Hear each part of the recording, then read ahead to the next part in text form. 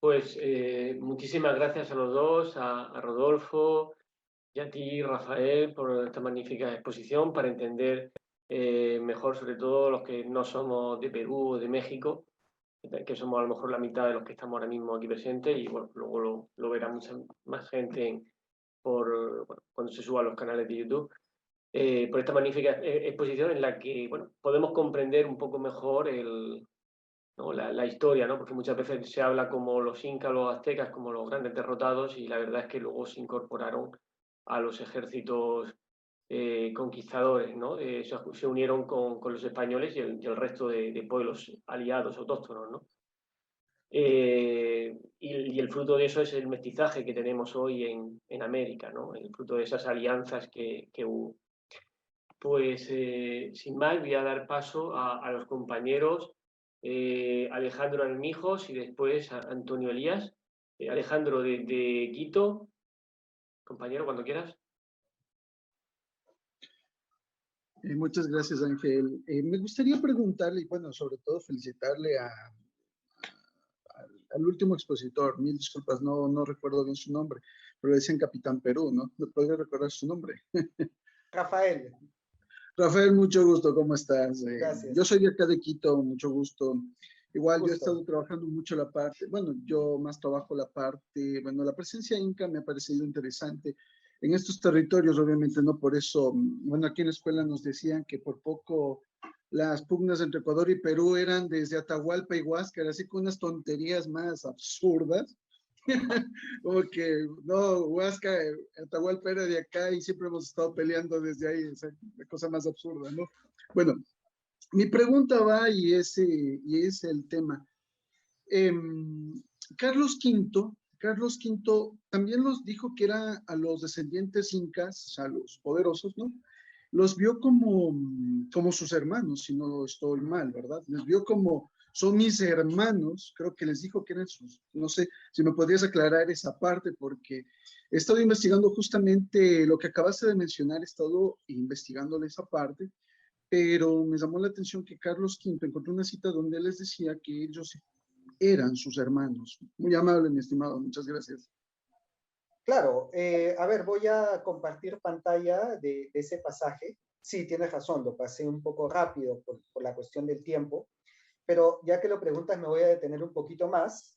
Esta es de el libro Nobiliaria extranjera de Francisco Allende, el cual cito textualmente, ¿no? Que el rey los llama hermanos y altezas, concediéndoles además de una condecoración propia y particular para ellos el toisón de oro a perpetuidad, el derecho a permanecer cubiertos en su real presencia, a presidir tribunales, consejos y cabildos de todos sus reinos y a mantener una pequeña corte con sus correspondientes consejeros. Así que sí, claro, los consideró como pares, como iguales, como un noble a nivel español.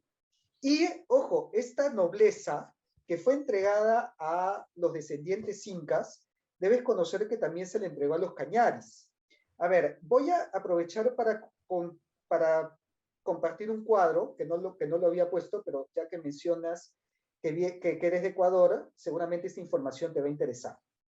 Si bien ya me habían dicho varias personas, bueno, seguramente estoy seguro que conoces pues a Francisco Núñez del Arco, a Mamela Fiallo, ¿no? A todos los que están haciendo ahí el trabajo en Ecuador. Ellos ya me habían dicho que sí, que en Ecuador existe, así como en Perú existe la leyenda negra antiespañola, en Ecuador existe la leyenda negra antiperuana. Eso es lo que no sabemos. No, lo que pasa es que aquí hay una leyenda negra, no solo antiespañola, sino antiperuana. Así es. Bueno, no sé, bueno, aquí el Ecuador como fundación, ¿no? Es una mezcolanza así tipo fanesca, medio rara, de tanta mentira, de tanta, bueno, no digo mitos porque sería mentir, sino tanta mentira. A ver, de repente rompo algunos mitos con este pasaje que te voy a contar, que es lo que estuve investigando. Los cañaris fueron los principales aliados, los más fieles aliados de Huayna Cápac, del Inca.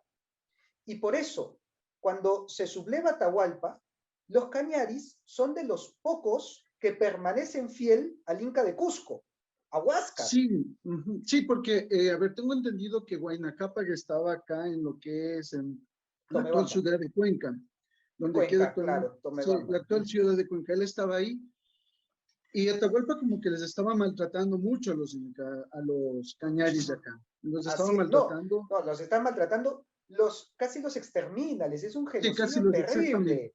O sea, Sí, entonces eso el fue genocida que fue Atahualpa, por si acaso. No algo Pizarro, fue así, Atahualpa. sí, es cierto, totalmente cierto. Entonces, es curioso esta parte, ¿no? Claro, te cuentan que acá bueno, como te digo, acá es un shampoo y yo en lo personal me he dedicado también a dilucidar cómo ha sido este este nudo gorgiano sumamente fuerte, porque la identidad ecuatoriana es dentro de un liberalismo militarista, más no porque la gente entienda que es Ecuador o sepa de dónde viene su término o por qué se lo puso, pero hay un gran condumio, por así decirlo, de indigenismo, pero basado en Atahualpa, como que, por ejemplo, imagínate que al Ecuador antes ya cuando comienza la brutal rompimiento de la monarquía, aquí le quería poner la República de Atahualpa, o sea, incluso desde ahí. Wow. Incluso lo más curioso es que, por ejemplo, en la batalla del Portete de Tarqui, el Ajá. presidente era un cuencano.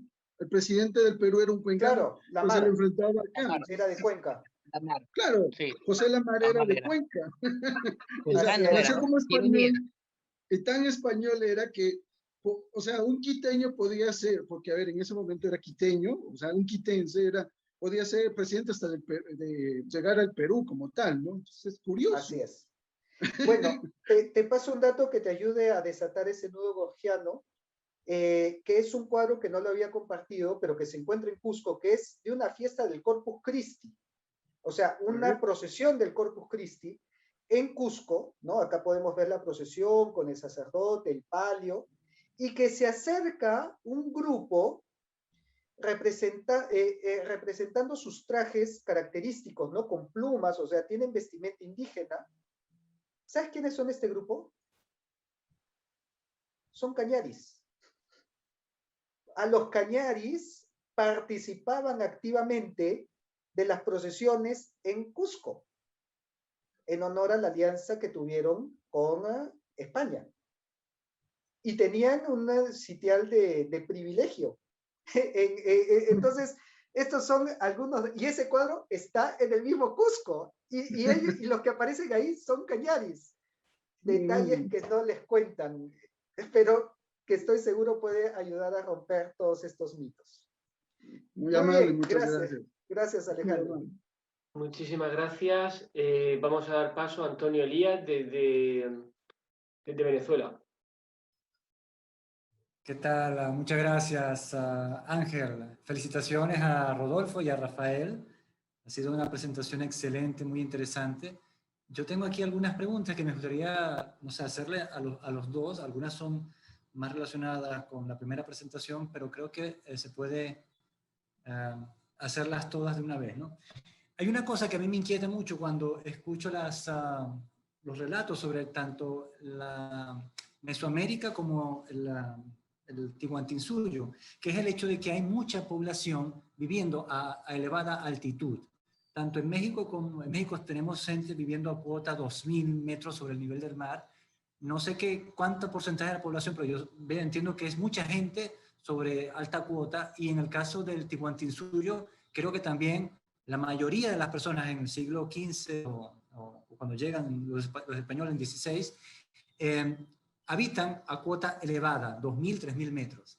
Entonces, me intrigan varias cosas al respecto. Primero, los españoles no están acostumbrados a esa altitud. En la península, digamos, la mayoría de los pueblos están por debajo de cuota 1.000. Y cuando llegan allá, tienen que adaptarse a esa nueva realidad. Me gustaría saber si tanto Rodolfo como Rafael tienen alguna información acerca de las dificultades que tuvieron los conquistadores en actuar a la alta cuota, y si ocurrieran esas dificultades, cómo las iban resolviendo. Y la otra pregunta es acerca de por qué, tanto en Mesoamérica como en el Tihuantinsuyo, la gente decide vivir a tan alta cuota, pudiendo vivir cerca del mar. Hay algunas personas que me han comentado que en el caso del Perú hay cerca de Cusco algunos petroglifos que representan figuras marinas que podrían insinuar que tal vez el nivel del mar estaba mucho más alto de como lo tenemos hoy en día y que en realidad un tiempo pasado eso no era tan alto, sino que estaba más o menos cerca del mar. Hay otros que hipotizan que tal vez en algún pasado remoto vivían cerca del mar, pero que por algún cataclismo, tsunami, maremoto, etcétera, ocurrió una gran desgracia que los obligó a vivir en la montaña y de allí no bajar más. Entonces me gustaría tanto en el caso de Rodolfo en México como de Rafael en Perú, que me comenten acerca de esa particularidad de la geografía. Y luego el asunto de la población. Es un asunto todavía que está abierto. ¿Cuánta gente vivía en Mesoamérica y cuánta gente vivía en el Tihuantinsuyo? Algunos dicen que era la misma cantidad de población. Otros dicen que había más gente viviendo en Mesoamérica que en el Tihuantinsuyo. Yo entiendo que en el caso de Mesoamérica, por el nivel de sacrificios humanos, tal vez había más gente que en el Perú. Pero me gustaría escuchar tanto al Rodolfo como a Rafael acerca de la demografía de estos dos lugares. Y por último, me gustaría en el caso de Rafael, preguntar acerca de esta leyenda de El Dorado que habla de un hijo de Huayna Cápac, hermano de Huáscar y Atahualpa. Si él tiene algún conocimiento, si es todo ficción, si algún quipo o algún relato incaico hace referencia a algún supuesto hijo de Huayna Cápac, hermano de Atahualpa y Huáscar, que se había adentrado en la selva para construir la famosa ciudad de El Dorado. Si hay alguna evidencia de eso o son todos cuentos. Muchas gracias. Sí. ¿Inicio yo, Rafael? Sí, adelante, adelante. Bueno, yo creo que sí tenemos culturas que se desarrollaron casi al nivel del mar. Por ejemplo, en la parte oriente, de lo que ahora conocemos como Veracruz y Tabasco, tenemos culturas que se desarrollaron con el nombre de olmecas, totonacas, y también toda la península de Yucatán, que está casi a nivel del mar, pues son los mayas. Del lado poniente tenemos a los mixtecos y a los purépechas. Incluso yo ahí le tenía una pregunta a Rafael, porque por ahí tenemos un relato que dice que los incas llegaron hasta esta parte porque hay palabras muy similares que no se relacionan con la lengua náhuatl que predominaba en Mesoamérica, que son los purépechas. Y en el caso de la cultura mexica y todos los pueblos que estaban ahí, creo yo que corresponde más esa altura a temas religiosos, porque estaban buscando un lugar predestinado por su Dios para fundar una ciudad donde le pudieran rendir culto, que creo que pasó con lo mismo con Cusco, que es el bastón dorado y que es una cuestión religiosa. Entonces, aquí en México, la cultura mexica, los aztecas, salen de su país, de su lugar de origen, van haciendo una peregrinación, los va guiando su dios, Huitzilopochtli, y ya sabemos que llegan hasta el centro de México, al lugar, al lago, donde ya había otras culturas asentadas, pero ellos van buscando un lugar que su Dios les va a indicar donde va a establecer la Ciudad de México, Tenochtitlan. Y seguramente por eso algunos pueblos, siguiendo esas tradiciones religiosas, van a buscar lugares altos donde la divinidad se manifieste y les indique que es el lugar elegido por el Dios para que ellos se asienten y establezcan sus ciudades importantes. En el caso de la población, pues ahorita no tengo exactamente el dato, cuántos millones de habitantes, pero seguramente sí había un poquito más que en el Perú, porque son unas regiones muy grandes que abarcan desde la mitad de lo que ahora conocemos como la República Mexicana, que es Mesoamérica, incluyendo Centroamérica, y más arriba, que ya no se consideran como pueblos de Mesoamérica, sino Iberoamérica, pues tenemos otras culturas que se establecieron en lo que ahora son los estados del norte. norte, incluso en el sur de los Estados Unidos. Entonces, es una población muy grande que se relacionaba a través de los caminos, a través del comercio y a través de esa lengua que partía del náhuatl, y que muchos de ellos compartían un calendario también. Entonces, vamos a ver si Rafael nos puede ilustrar un poquito más también sobre ese tema. Sí, claro. Bueno, a ver, con respecto a la población, el dato que yo manejo es un estimado muy amplio, porque un poco difícil hacer la proyección, pero se manejan entre 10 y 40 millones de habitantes en todo el Tahuantinsuyo.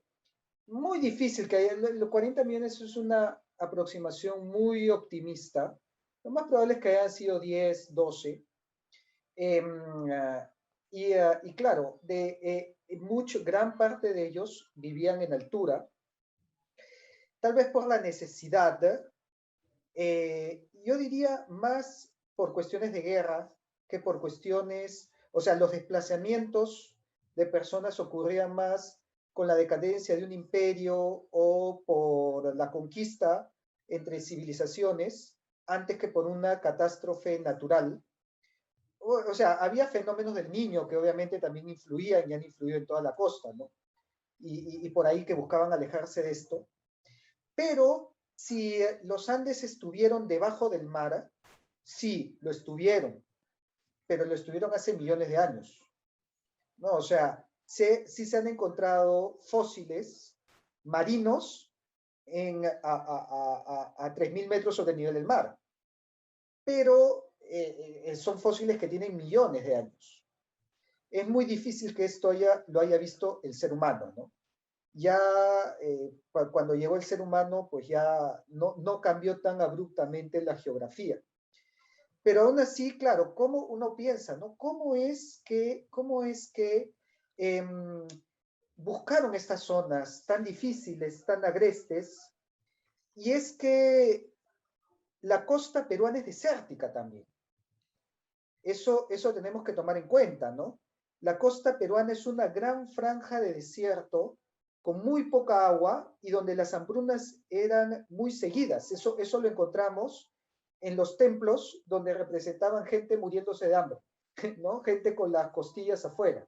Entonces sabemos que en la búsqueda pues, de mejores tierras pudo haber impulsado a que vayan a mayor altura y que desarrollen tecnología agrícola para la altura. Por ejemplo, aquí había compartido una imagen que la pregunta me ayuda a desarrollarla mejor, que era precisamente la de la construcción de andenes. Bueno, a ver, la voy a ampliar incluso un poco más para que se vea mejor, pero ahorita la comparto. Porque se imaginarán que en terreno montañoso las zonas agrícolas son muy escasas, son muy pobres, ¿no? Entonces, había que crear nuevas zonas agrícolas, ¿no? Y entre ellas, para aumentar el terreno agrícola, hicieron estas construcciones que vemos en el lado izquierdo de la foto, en donde se construían escalones en las montañas. Y en esos escalones se sembraban, es lo que se llaman los andenes. Y esto permitía aumentar el área de cultivo de un terreno tan accidentado y lleno de montañas como es los Andes, ¿no? Entonces, las presiones pues, de búsqueda de alimentos fueron las que llevaron a esto. Ahora, si los conquistadores sufrieron, ¿no? El famoso mal de altura, el soroche, que llamamos, ¿no? Sí se dieron cuenta los incas que se fatigaban más en altura. Sin embargo, también recordemos que la aclimatación es importante, ¿no? O sea, nosotros nos choca la altura porque vamos en un avión y subimos de golpe. Si vemos el recorrido de Pizarro, que es desde las costas de Tumbes, de ahí pasa a Cajamarca, que ya tiene altura, y de ahí pasa a Jauja, y de ahí a Cusco, va subiendo la altura paulatinamente. y esto les puede haber permitido que se adapten mejor, ¿no? Porque el cuerpo va acostumbrándose a la falta de oxígeno. Y bueno, médicamente se calcula que en 21 días ya estás adaptado a la altura. Claro, igual si te pegas una maratón te vas a cansar, pero ya no te duele la cabeza, por ejemplo, ¿no? Ya no sientes náuseas, los efectos típicos del soroche. Y finalmente sobre el tema del dorado, el famoso dorado, ¿no? Hay muchos registros, muchas crónicas que hablan de esto. Hay veces, hay teorías en donde dicen que era más bien un engaño para alejarlos, ¿no? Para apaciguar esta búsqueda de oro, ¿no? Le decían, hay una ciudad de oro ahí metida en la selva, y ya ahí un poco se deshacían de los buscadores de oro, de los aventureros. Pero de que se sigue buscando, fíjense, cuando Hiram Bingham descubrió Machu Picchu, no estaba buscando Machu Picchu, estaba buscando Vilcabamba. Así que sí, hay muchos que hasta el día de hoy buscan el dorado, o también el equivalente, ¿no? Que se llama el Paititi. De repente les recomendaría buscar las historias sobre el Paititi, que son esta ciudad de oro perdida en la selva amazónica, en donde se dice que estaban representados los 14 incas en estatuas de oro de tamaño natural. Así que, bueno, eso, incluso por ahí leí en un libro que uno de ellos regresó con un dedo de oro de un inca. Mire, historias hay miles sobre el dorado, sobre el Paititi, sobre ciudades perdidas, pero hasta el día de hoy está más en especulación y no hay nada demostrado, pero también es verdad que nos falta muchísimo por explorar, porque la selva amazónica es, o sea, la mayor parte es zona virgen, no ha entrado en la mano del hombre, no sabemos qué habrá ahí, y hasta recientemente se han encontrado muchos yacimientos, muchas ciudades, ¿no? Como esta famosa de Choquequirao. Choquequirao es una ciudad inca también perdida hasta hace poco, y que es 3 veces más grande que Machu Picchu. Solo que el 70% está oculta, lo que hemos encontrado es el 30%, es lo que se ha limpiado hasta ahora. Y además que no hay manera de llegar ahí, ¿no? Solamente a pie y te demoras 2 días caminando. Entonces no es muy turístico todavía, pero se espera que de acá a 100 años, como fue Machu Picchu, de repente sobrepase a Machu Picchu el turismo, porque es más grande y más vistosa. Pero de esas deben haber muchísimas más. Si tengan oro o no, ya eso sí no lo sé. Incluso les comento también que acá en México también tenían el mito de una ciudad de oro, y hacia el norte, por eso se fueron buscando esa otra ciudad.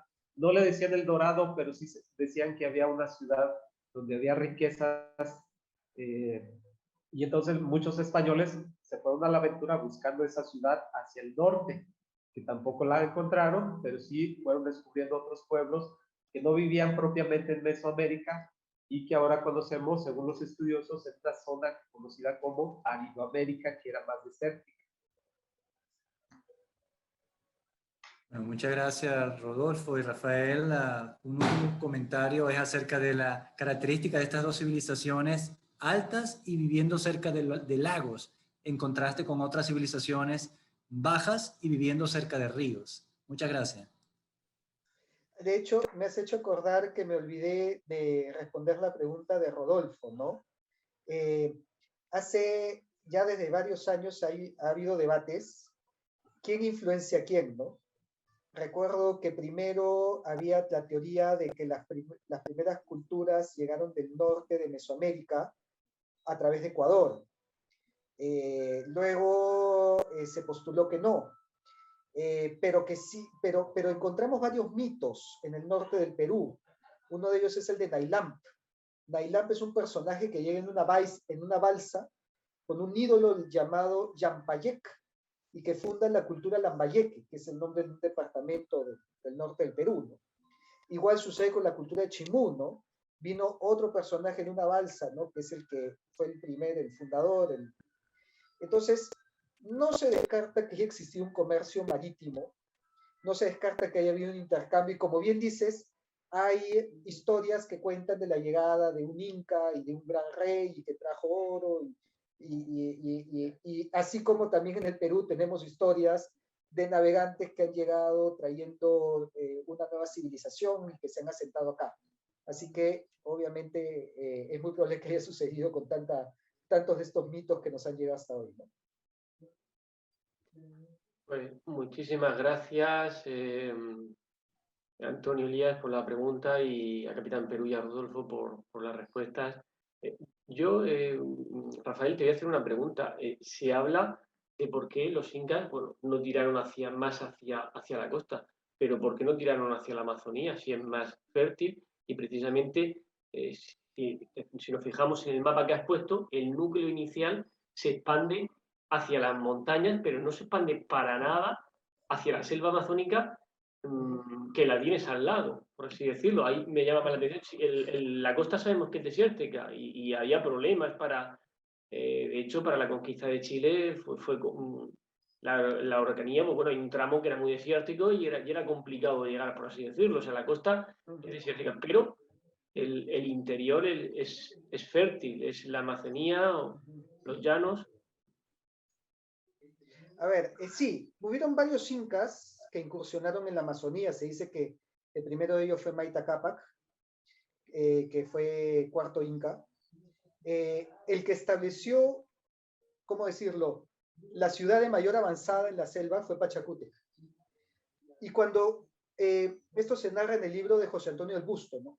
Cuando Pachacútec llega prácticamente ya a la selva baja, encuentra que los que vivían en la Amazonía eran una tribu en donde, bueno, cuando llegas, encontraban en sus cabañas colgadas de huesos, ¿no?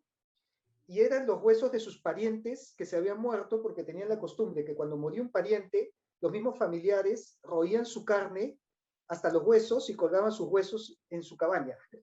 Entonces, cuando Pachacútec vio eso, dijo, estos son unos salvajes, y se dio la vuelta y se fue. Está en el libro de José Antonio del Busto, por si acaso, Tupac Yupanqui. Entonces estableció una ciudad y dijo, ya, yo hasta aquí llego, porque los que hay más allá, estos son salvajes, no quiero ni saber de ellos. Y se dio la vuelta y se regresó.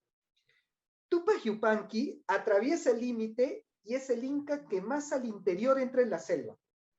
Pero lo que cuentan las crónicas del viaje de Tupac Yupanqui dentro de la selva amazónica te responde tu pregunta. Para empezar, tuvo que ir por río, porque a pie, imposible. Tenía que ir por río, navegando, por un lugar en donde no distinguías el día de la noche, porque los árboles eran tan frondosos que no dejaban pasar la luz del sol. Existían animales que, a ver, habían arañas que se comían a los pájaros.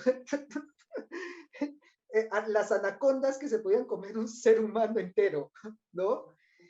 Segunda razón. Tercera, ya lo dije, los que vivían ahí eran muy, muy agresivos y tenían armas muy peligrosas, ¿no? Hasta el día de hoy usan unas cerbatanas con un veneno que de un picotazo te mataron. Y chao. Tercera razón. Y cuarta razón, tienes las enfermedades. El mismo Tupac Yupanqui le picaron los mosquitos y se enfermó. Y le dio fiebre. Y casi se muere al punto que parte de su ejército se va de la selva, huye pensando de que el Inca se había muerto, y regresan al Tahuantinsuyo diciendo se murió el Inca, y cuando escucharon que se había muerto el Inca en la selva, se inició una sublevación. Entonces cuando Tupac Yupanqui regresa, caminando como puede, ahí todavía con la fiebre encima, tiene que apagar una sublevación porque se corrió la voz que se había muerto en la selva. Es un terreno tan agreste, tan inhóspito, que a veces ni siquiera podían pasar. O sea, y además que se perdieron a cada rato. Cuentan las crónicas que para avanzar tenían que trepar a la cima de los árboles y desde arriba ver dónde había humo de fogatas. Y decían, ahí hay humo, hay gente, ya, vamos hacia allá. Y así iban avanzando. Es un terreno tan inhóspito, tan salvaje, con amenazas de animales, de fieras, de tribus que viven agrediendo a quien pasa, y que encima te puede picar cualquier mosquito y te pega una malaria y te pega una enfermedad, Y encima, para construir algo ahí, tienes que que talar grandes hectáreas de bosque que el día de hoy ni siquiera se talan, porque sabemos que es muy conocido la quema porque para ganar terreno, generan un incendio y con eso ya, pues, extienden las tierras agrícolas. Los incas no iban a hacer eso nunca, ¿no? Entonces, era un terreno tan agresivo, tan difícil de avanzar, que ya simplemente Tupac Yupanqui se regresó y dijo, bueno, ya lo exploré, pero acá no regreso más, ¿no? Pues muchas gracias. Eso también da valor a Orellana y el resto de concejos Orellana, españoles por supuesto. que No, sí se adentraron en esa aventura. así es. Se adentraron hasta, bueno, descubrieron el río Amazonas y entraron hasta toda esa zona que la gente se moría como si nada, porque les daba pues malaria, les daba un montón de enfermedades, les picaba un mosquito y ya se moría. Quería decirles algo. Francisco de Orellana pasó por acá, por Quito, es por donde hay una estatua de él que es aquí en Guápulo, justamente de Guápulo, o sea, un sector donde era una eremita donde los viajeros pasaban para ir al oriente. Por ahí pasó Francisco de Orellana y se cuenta que, bueno, Quito no es un terreno muy llano, es bastante agresivo. Y hay que, como dice Ángel, sí hay que darle mucho mérito a Francisco de Orellana, ¿no? Y obviamente aquí todavía tenemos apellidos o descendientes de él aquí en Quito, como también ha de ver en Perú. Incluso Pizarro tenemos aquí en Quito también, ¿eh? Descendientes de esos. O sea, todavía seguimos con, con la unidad, pero sin saber que somos parte de... Permiso. Muy bien. Pues vamos a seguir. Oswaldo, después va Juan Antonio y después va Yadira, después Salvador y después Gabriel Roca. Oswaldo. Oswaldo de Guayaquil.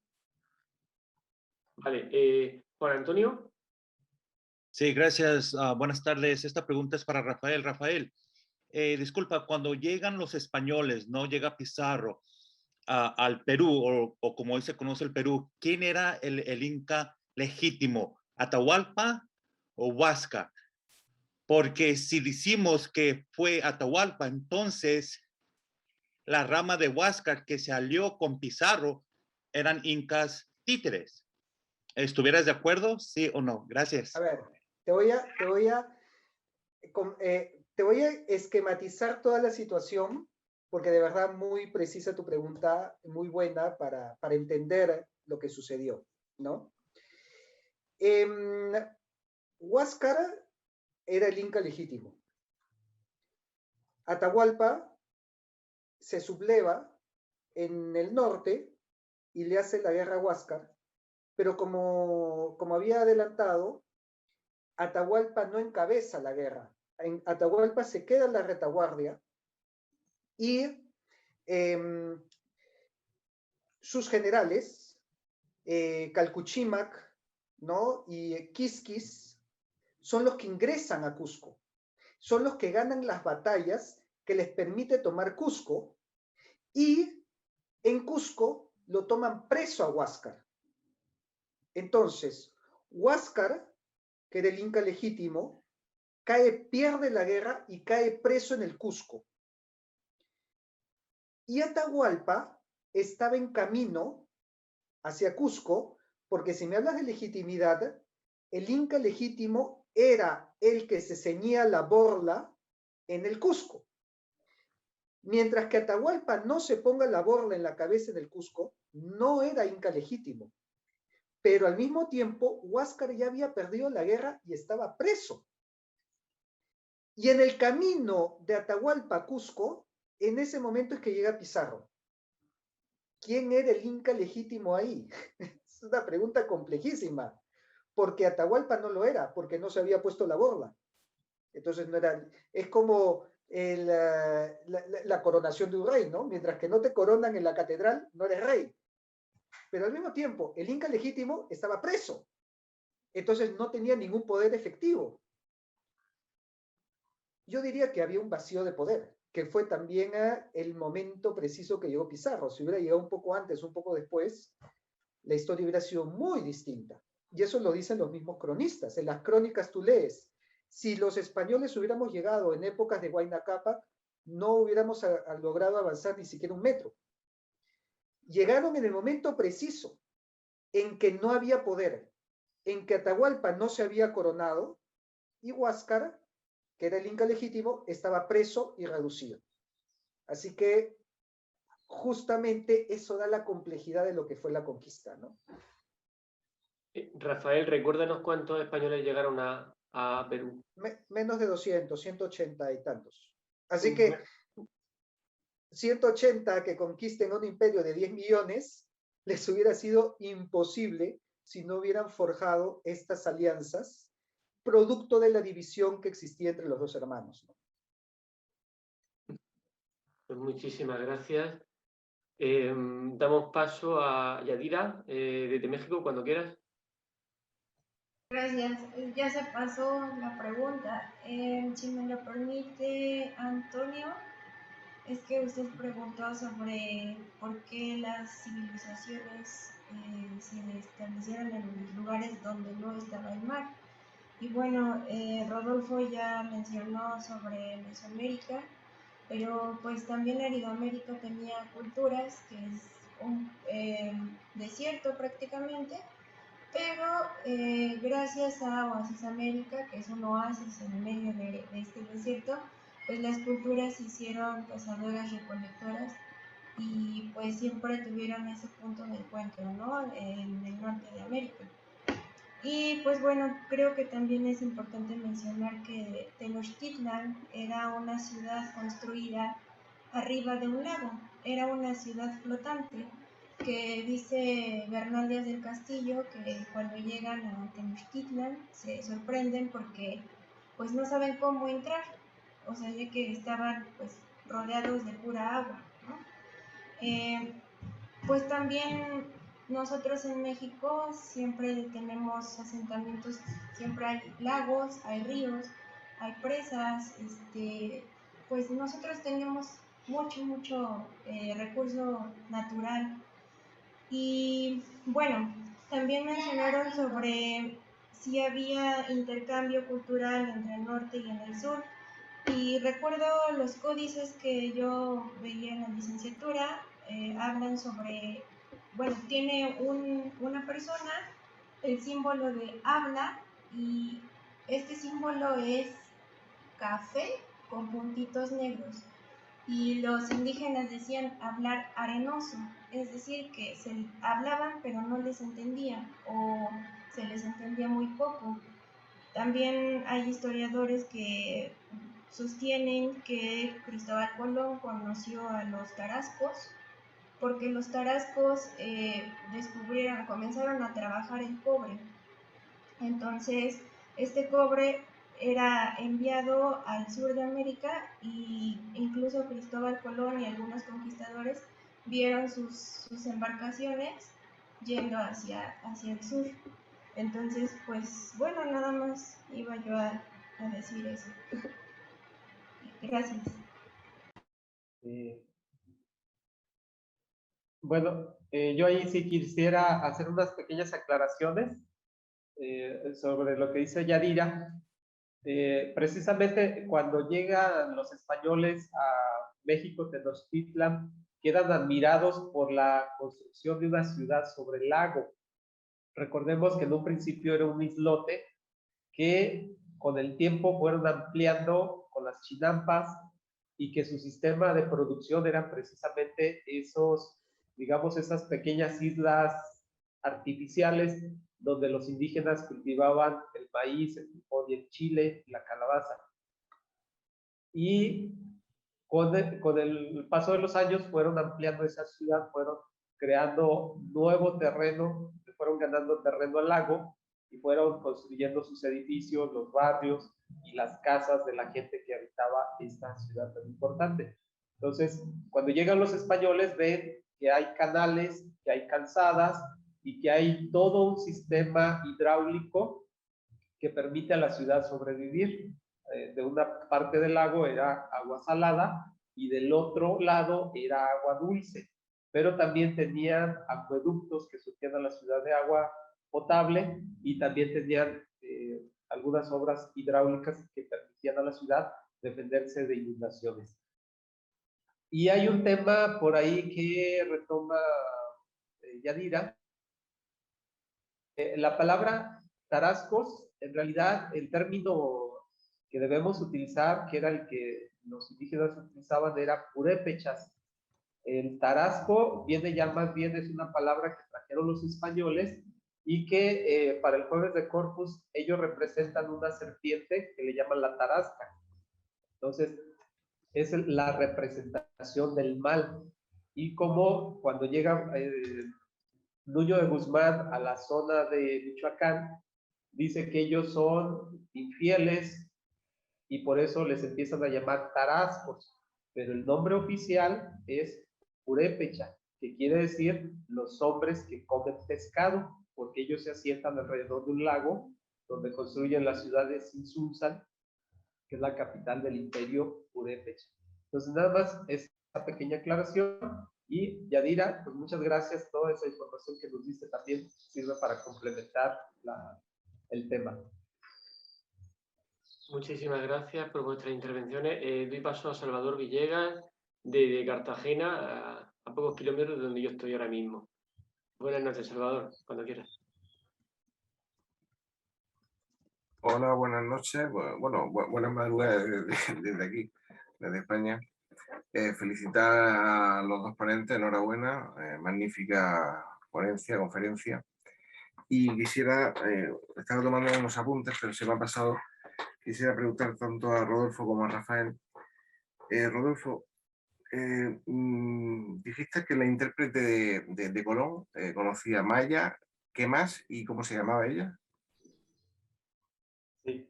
Bueno, ella se llamaba Malintzin en náhuatl. Nosotros ya le adaptamos el nombre y la conocemos como la Malinche.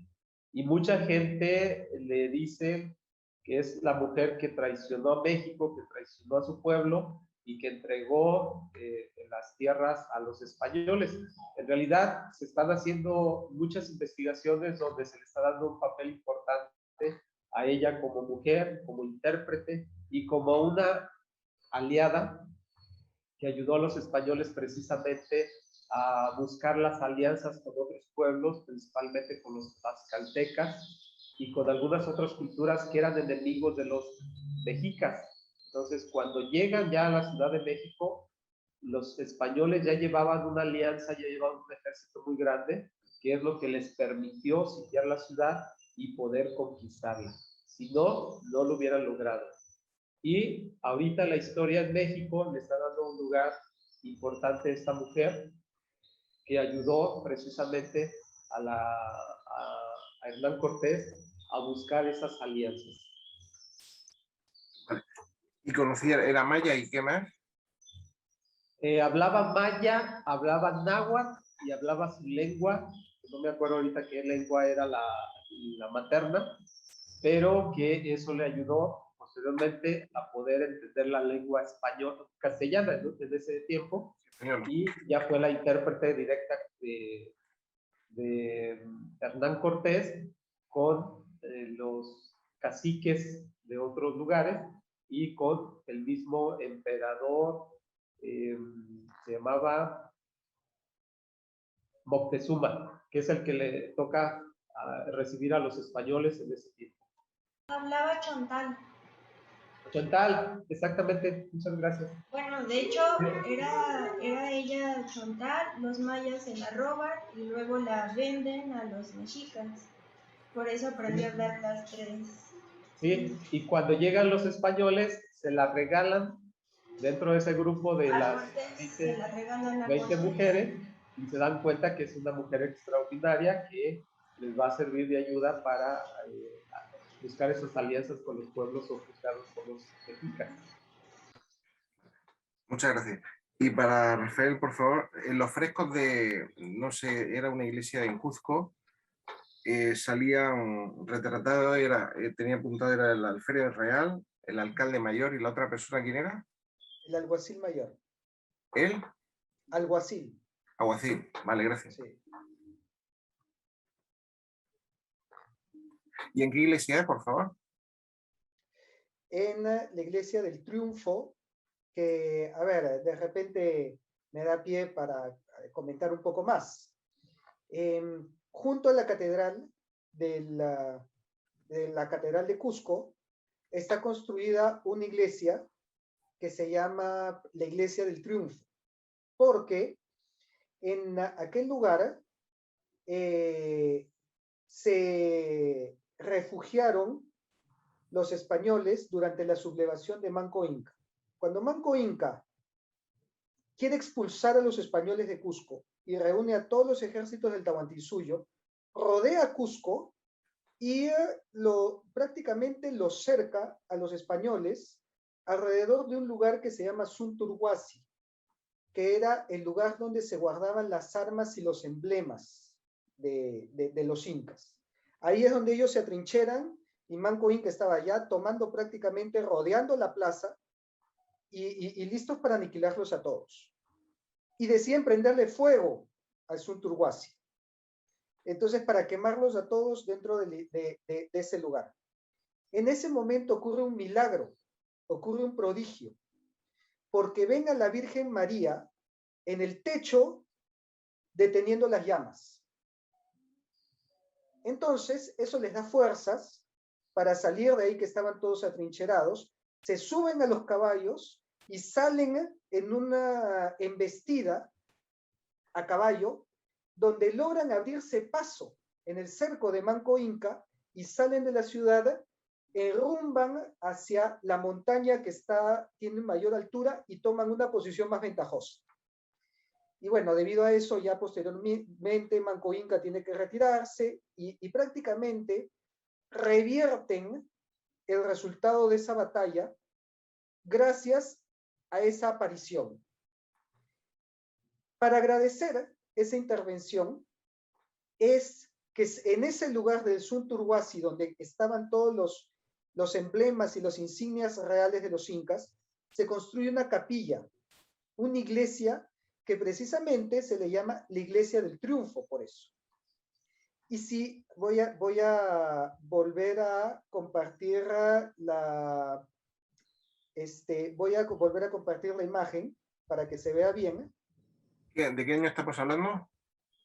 Eso es 1530 y algo, 35 más o menos. No tengo la fecha ahorita en la cabeza.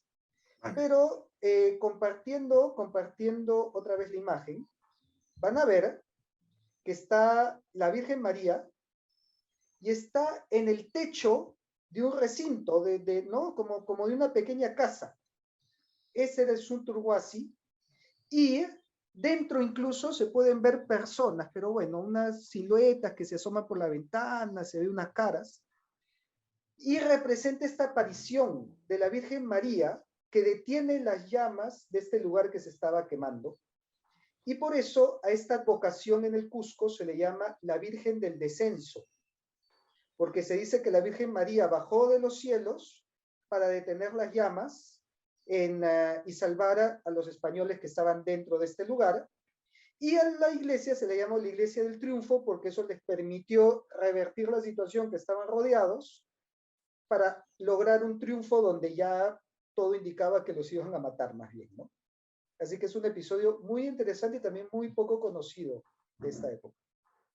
Me recuerda mucho a un hecho también casi contemporáneo en 1585 de la batalla de Empen, que es en Holanda, que es territorio español,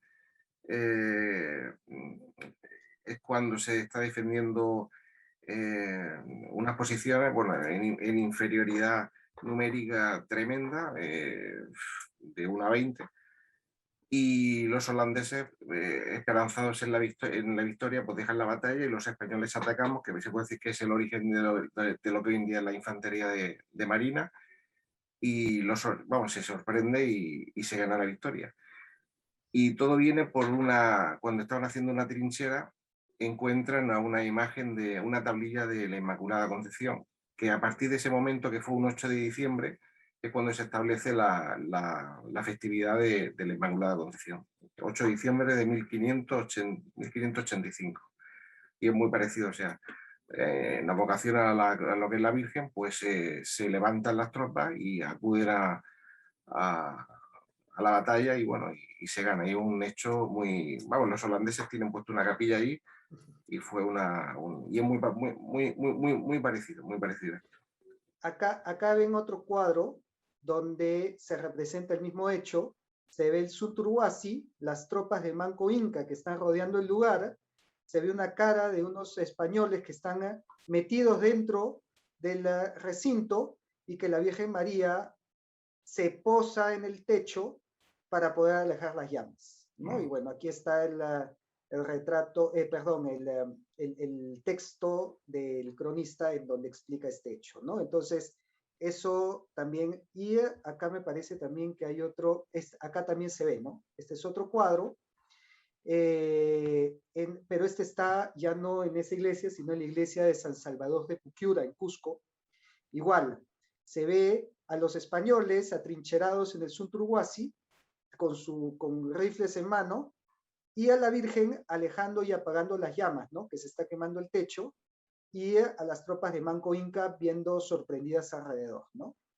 Así que esta es una advocación que, bueno, por razones lógicas ya no se le tiene tanta devoción ahora en el Cusco, pero durante toda la época del virreinato era importantísima, ¿no? La Virgen del Descenso en la Iglesia del Triunfo en el Cusco. Vale, gracias. Muchísimas gracias a los dos. Y bueno, esta tarde he estado en el cine en Cartagena viendo España la primera globalización. Y es curioso, pues bueno, pues sobre todo el foco se pone en México y en Perú, ¿no? Como la plata de México y Perú, pues bueno, pues viajaba hasta China, ¿no? La primera globalización es precisamente, voy a hacer spoiler, pero bueno, en historia yo creo que ya lo conocemos todo, pero al fin y al cabo la primera globalización es por la moneda.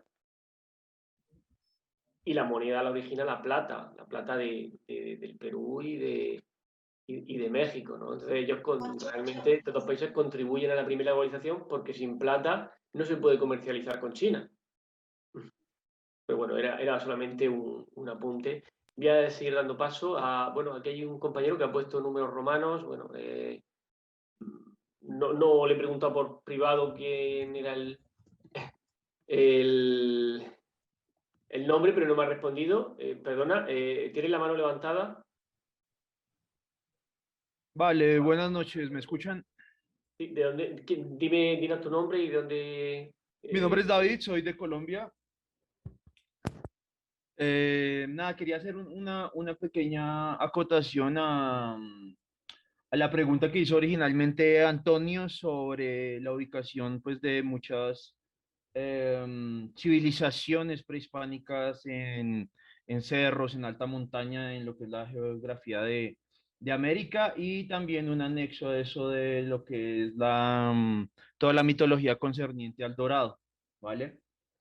Entonces, lo primero tiene que ver, hay unas respuestas específicas como aclaró, bueno, no recuerdo ahorita el nombre de Capitán Perú, pero Capitán Perú.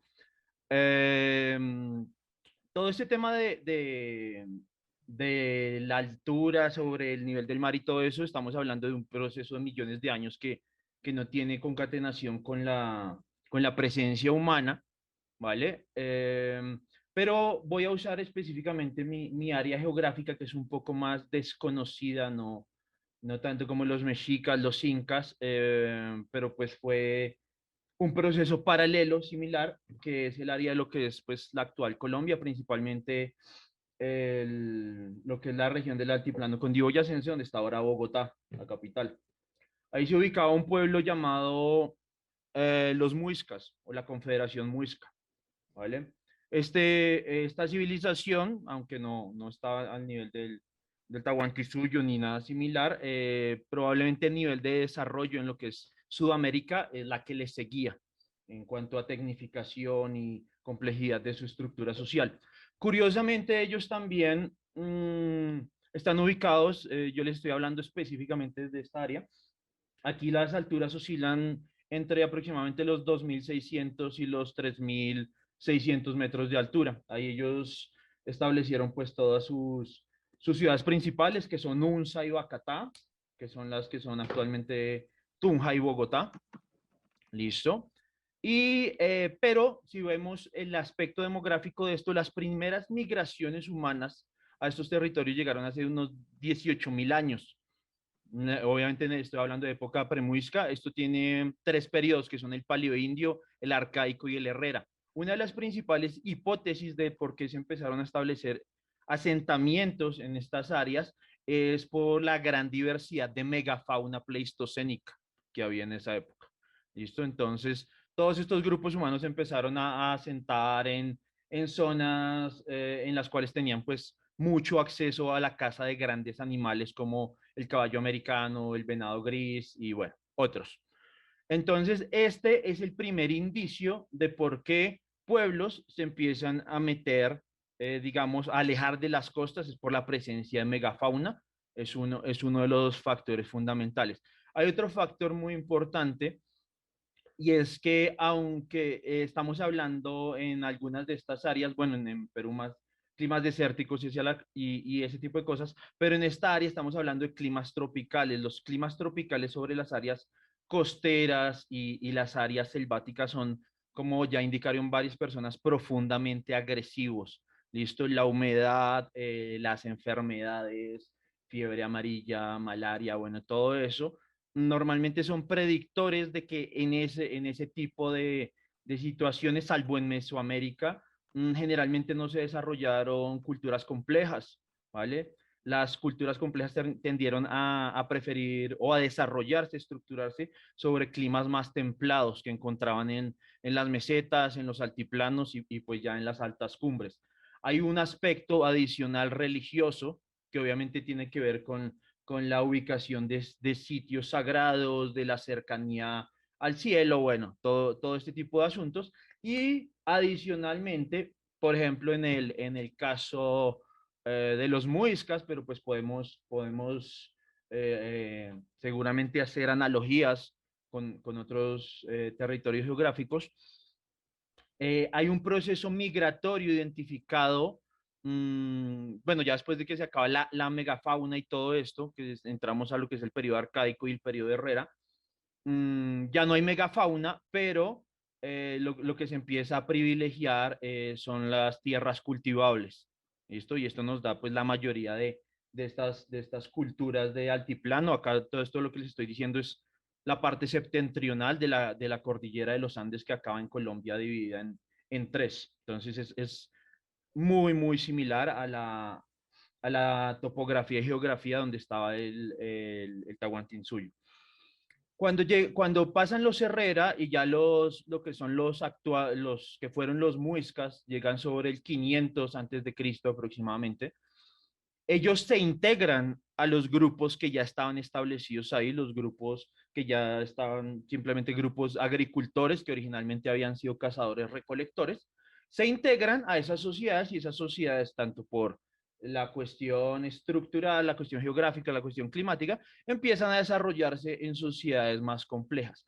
Pero hay un factor adicional que es probablemente el más curioso, y es que los muiscas pertenecen a un grupo genérico de una familia lingüística que se llaman los chibcha.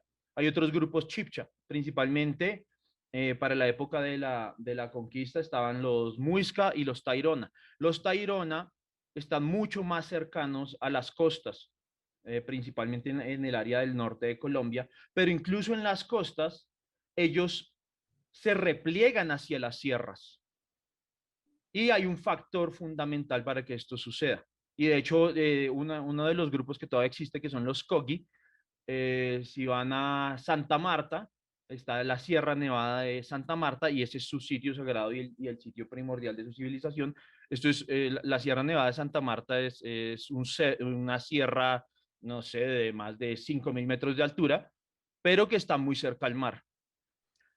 Uno de los principales factores que produjo este desplazamiento fue la migración de los grupos caribes desde las islas del Caribe, que eran grupos mucho más agresivos, eran grupos que practicaban la antropofagia totalmente, eran grupos pues con estructuras sociales mucho más básicas, mucho más agresivos. Entonces, estas culturas más desarrolladas empiezan a replegarse hacia los cerros por vía de que estos indígenas caníbales y agresivos y todo eso llegan a estos territorios y ellos encuentran refugio pues en las montañas que estratégicamente son más valederas. Eso sería como la primera acotación que quería hacer respecto a esa pregunta de Antonio. La segunda tiene que ver con lo del mito, la leyenda del Dorado. Realmente el surgimiento del concepto del Dorado empieza en Panamá. Empieza en Panamá con Vasco Núñez de Balboa, es el primero que escucha una referencia respecto a esto. Bueno, esta idea está plasmada en las crónicas probablemente de una forma metafórica cuando un cacique los ve peleando por oro y le parece absurdo y les explica que hay un lugar en el que abunda muchísimo. Obviamente, pues esto no tiene ningún registro arqueológico, pero es la historia de las crónicas que tenemos, y a partir de ahí esa historia empieza a transmitirse, porque por supuesto es sumamente interesante, no solo desde el punto de vista cultural, sino económico, para financiar las mismas expediciones de los conquistadores y demás. Un sitio pues de ilimitadas riquezas, pero realmente como tal hay muchas acepciones de esta leyenda. Está las mesoamericanas, las incas, que ya las mencionaron un poco, pero hay otras. El dorado se ha buscado en Colombia, en Venezuela, en el Amazonas, todo vía diferentes informaciones. Yo les puedo hablar específicamente porque curiosamente yo vivo en un sitio llamado Guatavita, que queda a 50 kilómetros al norte de Bogotá. Este sitio fue fundamental para la Confederación Muisca, era como el centro de su territorio. Y aquí, literalmente a 12 kilómetros de mi casa, queda un lugar que se llama la Laguna de Guatavita. La Laguna de Guatavita se considera uno de los lugares, pues no solo sagrados de los muiscas, sino uno de los lugares que estableció el mito fundacional de la leyenda del Dorado. ¿Por qué? Los muiscas también eran una cultura orfebre, que producía mucho oro, producía muchas piezas de oro, y tenían un ritual específico para su zipa. El zipa era el equivalente a lo que sería el Inca. Cuando se hacía la transición de un zipa, el zipa iba a este lugar, que es la Laguna de Guatavita, que es una laguna totalmente circular, aproximadamente 800 metros de diámetro, en medio de una montaña. Es algo bastante único. Y el cacique, el zipa, se iba con otros 4 caciques en una balsa hasta el centro de la laguna, él completamente ungido en una sustancia pegajosa a la que se le daría oro en polvo, y en el centro de la laguna empezaban a ofrendar todo tipo de joyas y construcciones en oro que arrojaban al centro de la laguna, y mientras él era ungido y presentado como Zipa, todos los habitantes que estaban alrededor de la laguna también arrojaban oro. Esto no es un mito, de esto tenemos un registro arqueológico impresionantemente extenso, tanto que en Bogotá existe una cosa ya que se llama el Museo del Oro. En el Museo del Oro hay exhibidas más de 50.000 piezas de oro y esmeraldas que los pueblos muiscas usaban en sus ofrendas, que principalmente sucedían en esta laguna. Jiménez de Quesada y su hermano exploraron este mito. De hecho, ahorita no recuerdo el nombre presente de los conquistadores, pero hubo 2 en específico que incluso llegaron a drenar o intentar drenar con canales parte de la laguna para extraer todas las piezas de oro que se encontraban al fondo del mismo, y lograron esto parcialmente hasta cierto punto, porque pues drenar una laguna por completo en medio de una montaña es una empresa bastante complicada. Pero quería mencionar específicamente este hecho como, sí, probablemente esta ciudad donde están todos los incas tallados en oro a escala real, pues no tenemos ninguna referencia puntual, pero sí tenemos en el registro arqueológico otras cosas que nos indican el origen de la leyenda y el mito. Y ya quería hacer esas dos acotaciones.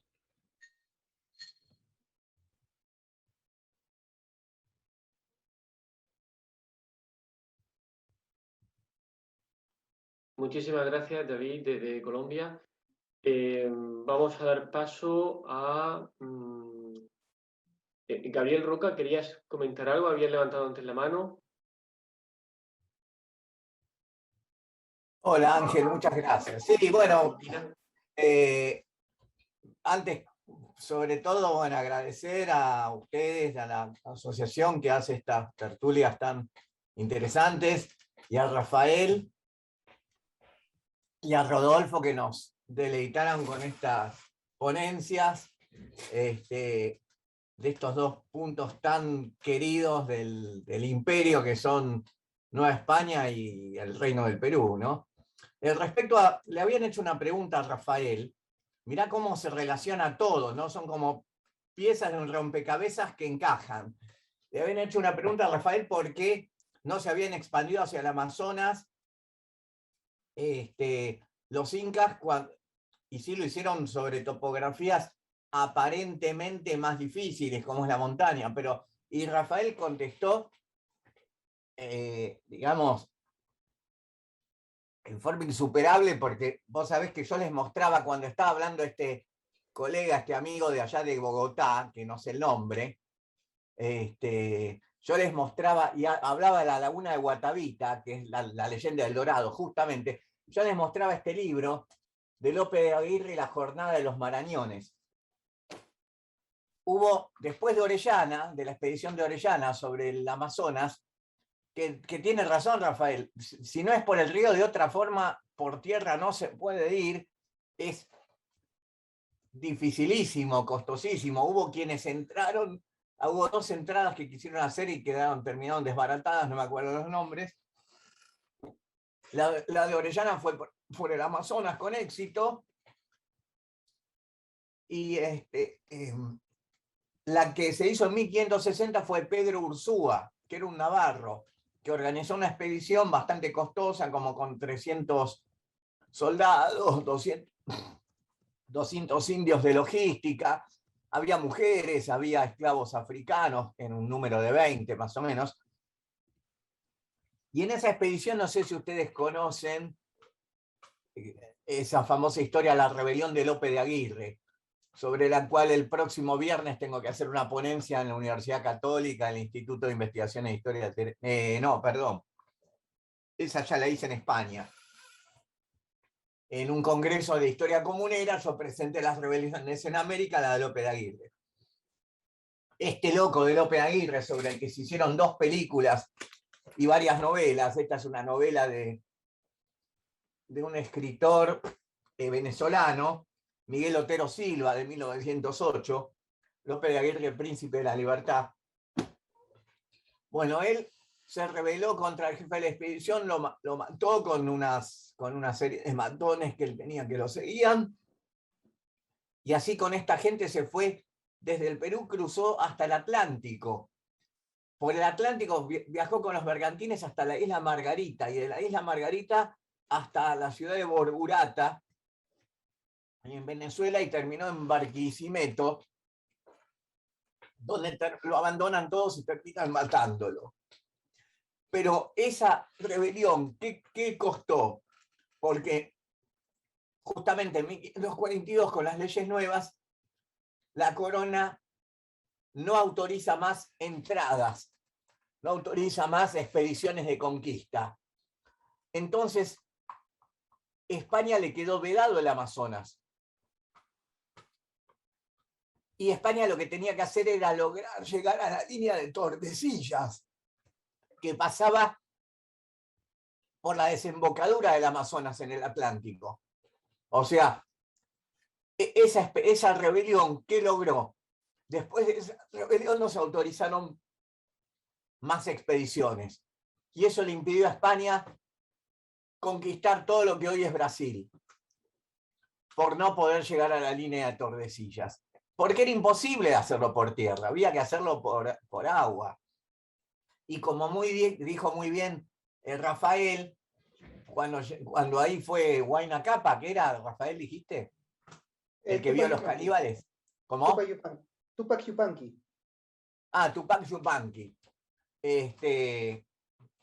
Anterior todavía. Que vio a los caníbales y se horrorizó, sí, porque esos indios del Amazonas eran caribes.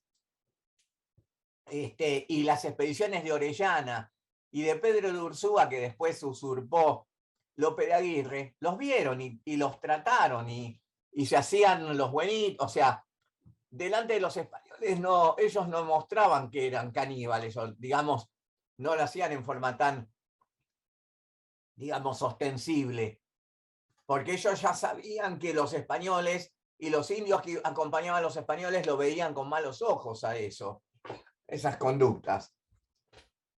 Bueno, ese aporte nomás, era el tema de cómo los datos que van presentando los amigos que investigan con rigor científico son verdaderos y los podemos corroborar con otras historias.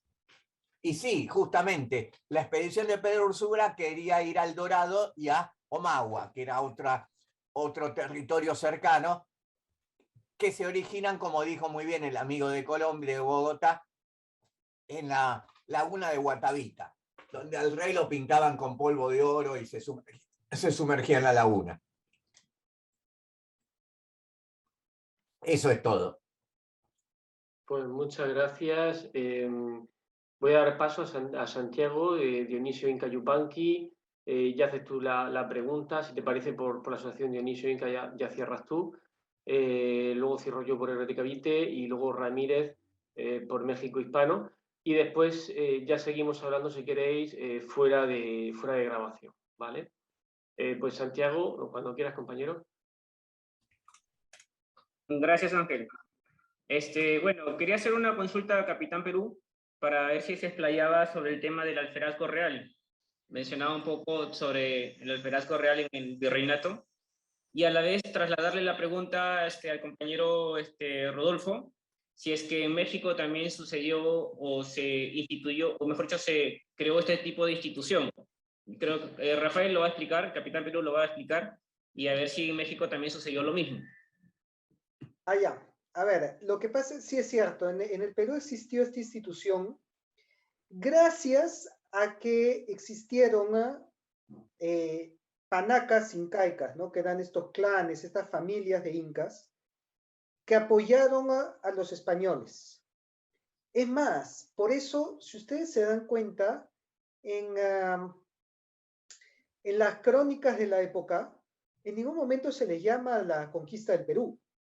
Se le llama la pacificación de los reinos del Perú, ¿no? Porque se considera que estaban en guerra y que se tuvo que acabar con esa guerra, se tuvo que pacificar esa guerra, producto de alianzas, y parte de estas alianzas fueron también estos incas. Entonces, en retribución a la ayuda de estos descendientes incas que habían ayudado a los españoles, se les otorga que se puedan agrupar en una institución que se llamó el Alferazgo Real de los Incas, los cuales agrupaban a las 12 panacas correspondiente a cada uno de los 12 incas hasta Huayna Capac, sin considerar a Huáscar ni Atahualpa, sino era desde Manco Cápac hasta Huayna Capac. Eran 12 familias de incas y cada familia de inca tenía a 2 electores. Por eso el alferazgo real estaba conformado por 24 electores que eran representantes de los descendientes de los incas. Y se les llamaba así porque una vez al año elegían al alférez real entre los 24. Y lo elegían en la fiesta de San Juan, que es el 24 de junio, coincide con el Inti Raymi, que era la fiesta del sol incaica, y en este día hacían la votación para elegir al alférez real, para que un mes después, en la fiesta de Santiago, apóstol, el alférez real encabezara la procesión de Santiago. Así que esta era una institución que tenía un poder político en Cusco, porque los alférez real, el alférez real tenía un poder en el Cusco, y los 24 electores también, incluso podían convocar ejércitos, como dije, en la sublevación contra Túpac Amaru. Ellos fueron los que lucharon contra Túpac Amaru durante esa sublevación. Y además que presidían tribunales, presidían cabildos, eran alcaldes, eran alguaciles. Entonces, era una institución que agrupaba a los descendientes incas, en donde desde esa institución ejercían un poder.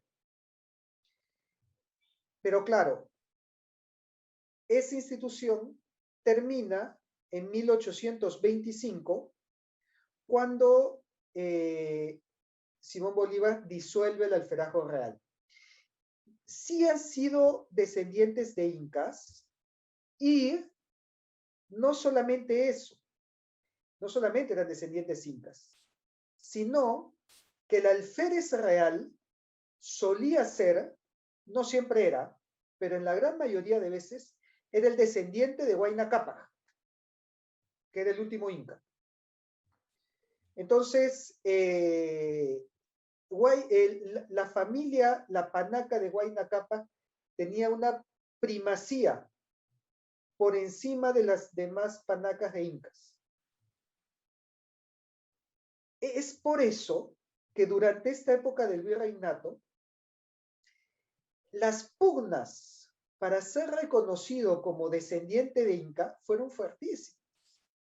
Porque ya se imaginan que venían también muchos que querían subirse a ese barco y decir, yo soy descendiente inca, y se inventaban pruebas. Uno de ellos fue Túpac Amaru II. La sublevación de Túpac Amaru fue porque él reclamaba el título del Marqués de Oropesa, el cual se le daba al descendiente del Inca, específicamente al descendiente de Manco Inca y de Saidi Túpac. Se les daba el marquesado de Oropesa, porque Saidi Túpac, cuando firma este tratado con el virrey Hurtado de Mendoza, se le otorga todo este valle de Yucay, en donde era el marquesado de Oropesa. Túpac Amaru reclama para sí mismo ese título. Y los 24 electores no lo reconocen y le dicen, no, pero tú no eres descendiente inca. Y Túpac Amaru lleva el caso hasta la audiencia de Lima, reclamando que se le dé el título. Y la audiencia de Lima se lo niega y dice, no, acá si los descendientes incas no te lo reconocen, nosotros tampoco. Y esa fue una de las grandes razones de su sublevación. Fue una cuestión de títulos nobiliarios. Así que el tener un título nobiliario era importantísimo en la época, ¿no? Había un tipo de voto más valeroso, claro.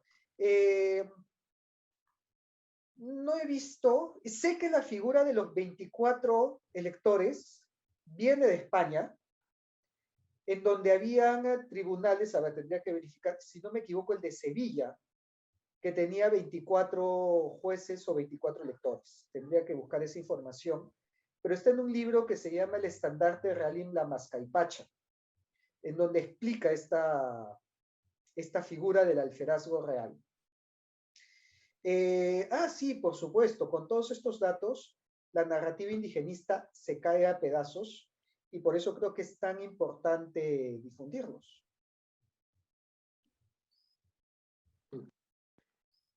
Pues muchísimas gracias.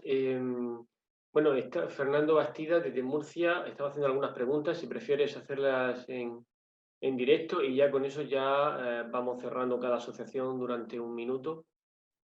Sí, en el caso de México, ¿no quieren que responda un poquito? Sí, perdona, Rodolfo. Claro. Bien, en el caso de México también hubo indígenas que tuvieron privilegios, y un caso muy particular son los tlaxcaltecas, que fueron los primeros aliados de los españoles. Ellos son bautizados, y muchos de los capitanes que venían con Cortés son los padrinos. Entonces, durante mucho tiempo, durante toda la época colonial, tuvieron privilegios, títulos nobiliarios, y las hijas tenían el privilegio de casarse con los principales españoles que llegaban a la Nueva España.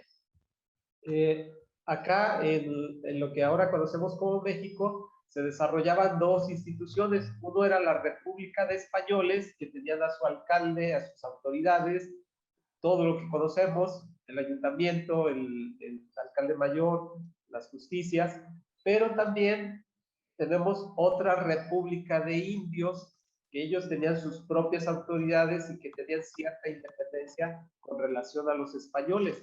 Y encontramos poblaciones, como es el caso de León, donde tenemos una república de españoles, que eran los que vivían dentro de lo que es la villa o la traza española, y tenemos también pueblos de indios que se reconocían como repúblicas con sus propias autoridades, y eso lo vamos a encontrar en otros lugares donde los indígenas tenían sus títulos, y como dice Rafael, muchos de ellos pelearon ser descendientes de los emperadores o de los grandes tlatoanis, sobre todo de Moctezuma, y también hay documentos donde yo he encontrado que peleaban ser descendientes de nobles que llegaron aquí a Nueva España, venidos de España. Entonces, durante mucho tiempo en la colonia se buscó los privilegios, y muchos de los indígenas sí tuvieron esos títulos, tuvieron tierras y tuvieron privilegios. Muchas gracias, Rodolfo, por la explicación. Pablo, ¿querías preguntar algo, Pablo Belmonte?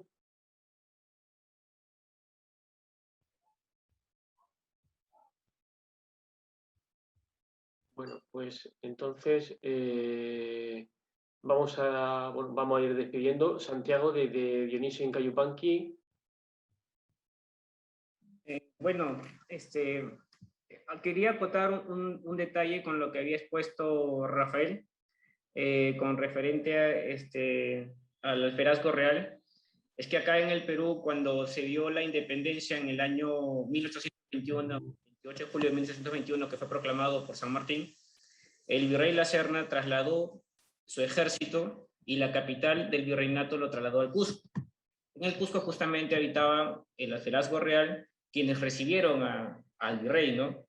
Y el grueso de las tropas que pelearon a favor del rey de España, o de la corona en este caso, fue justamente conformado por quechuas o comunidades nativas, apoyadas por el alferazgo real.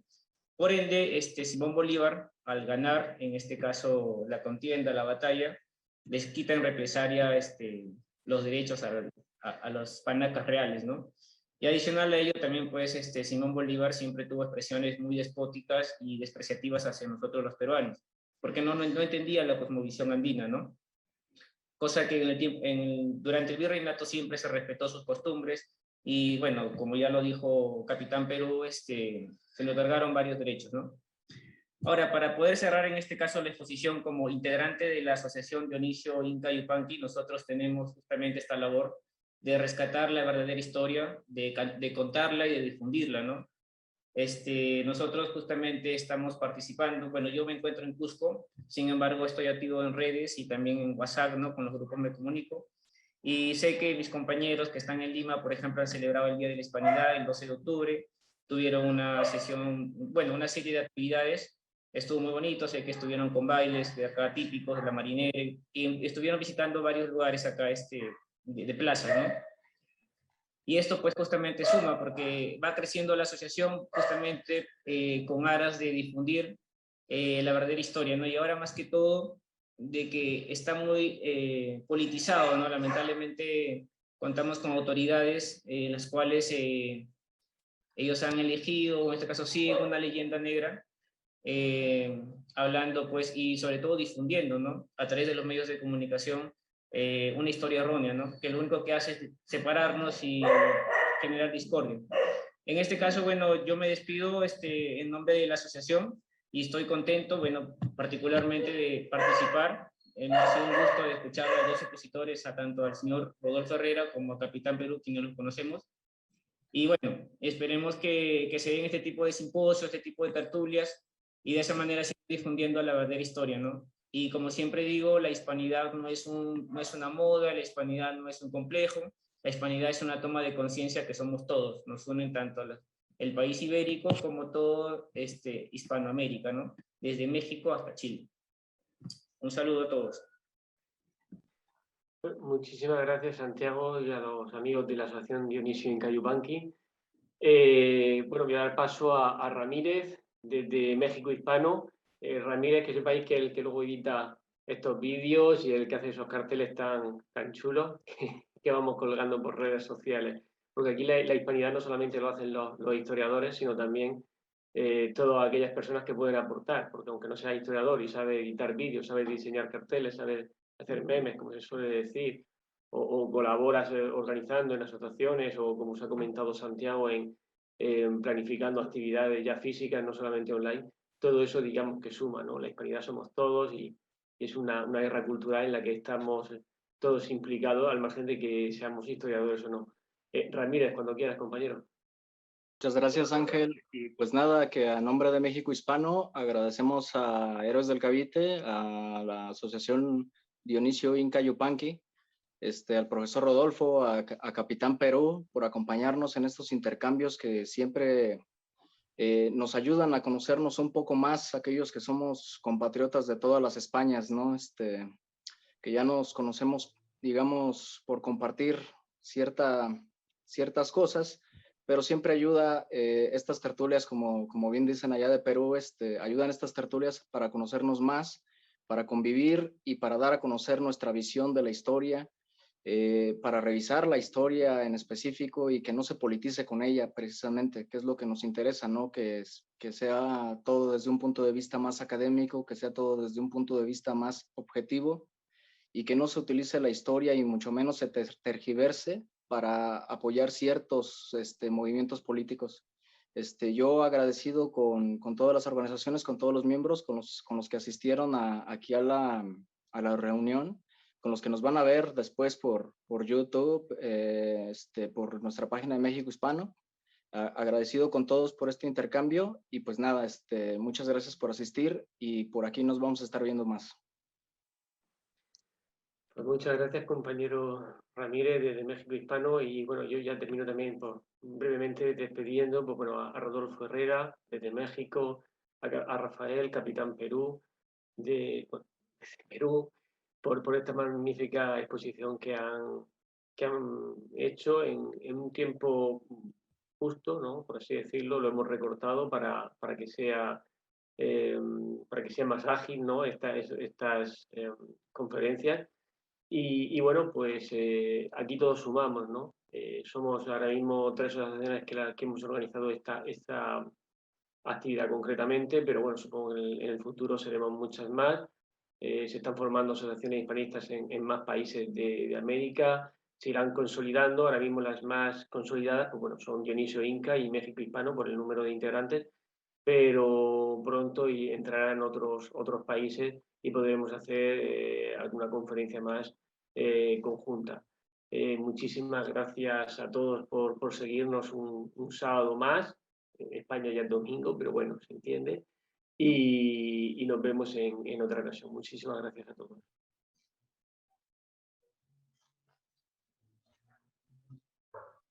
No sin antes dar un fuerte aplauso a los ponentes, por supuesto. Ahora en los micrófonos. Bravo, bravo.